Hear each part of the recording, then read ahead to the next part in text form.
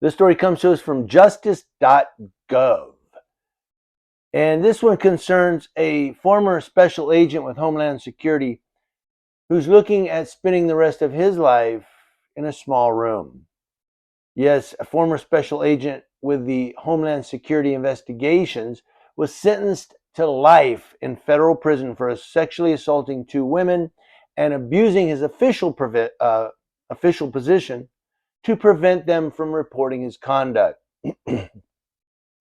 John Jacob Olivas, as opposed to John Jacob Jingleheimer Schmidt. John Jacob Olivas of Riverside was sentenced by United States District Judge Jesus G. Bernal, who also ordered Olivas to pay $17,125 in restitution. Now, at today's hearing, Judge Bernal said Olivas had engaged in a systematic torture of women and was an individual whose senseless crimes would cause his victims to live with his trauma for the rest of their lives. At the conclusion of an 11-day trial, Olivas was found guilty in December of 2022 of 3 counts of deprivation of rights under color of law.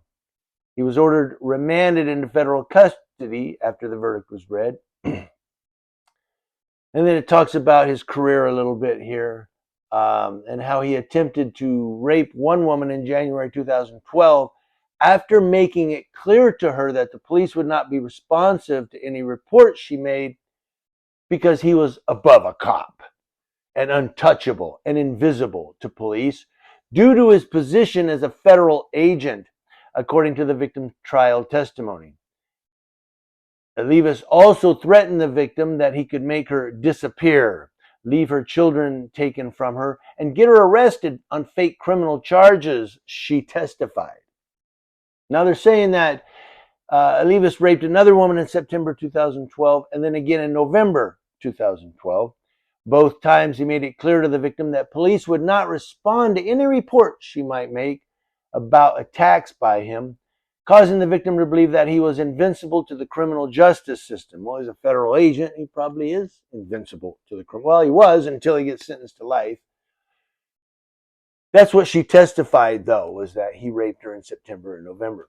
She testified to that. But she also testified at trial that Olivas pointed his home security investigation issued service weapon into her back moments before he sexually assaulted her in September 2012.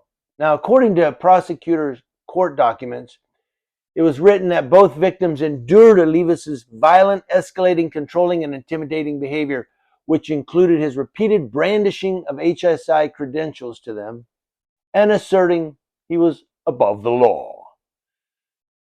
In all 3 sexual assaults, Olivas violated the victim's constitutional rights to liberty and bodily integrity, basically the 4th Amendment.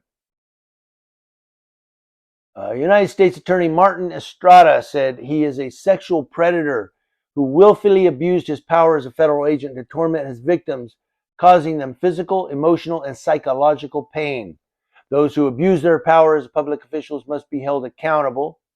We hope the sentence imposed in this civil rights case eases the victim's anguish and reminds would-be offenders that there is a stiff penalty for law enforcement officials who violate their vow to enforce and uphold the law. Well, it depends. Sometimes there are not stiff penalties. But when he says eases their anguish, you're not going to ease their anguish. They're going to live with this for the rest of their life. And it goes down from there, talks a lot more about it. You can read it in the description box below.